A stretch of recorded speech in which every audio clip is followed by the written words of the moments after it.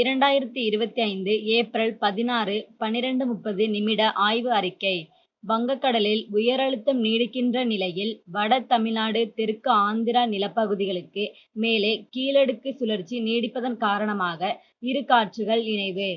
அதிகாலை ஆந்திரா கடலோரம் தொடங்கி மழை பொழிந்து வந்த நிலையில் தமிழ்நாட்டின் திருவள்ளூர் கடலோரம் காலை மழைப்பொழிவு தொடங்கியது. இந்த மழை நாளைக்கு பிறகு சென்னை மாநகரத்திற்கும் வடசென்னை பகுதிக்கும் கனமழை பொழிவை கொடுத்தது.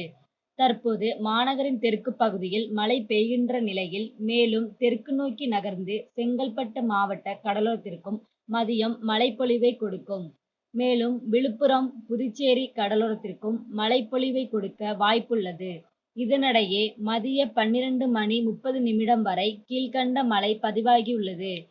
நாராயணபுரம் ஏரி 157 millimetre, Valasaravakkam 112 millimetre, Saligramam 107 millimetre, Manapakkam 101 millimetre, Nerkundram 100 millimetre, Manali 92 millimetre, Virudhambakkam 84 millimetre, Varimunai 81 millimetre, Pallikaranai 65 millimetre மேலும் மழைப்பொழிவு தொடர்கிறது.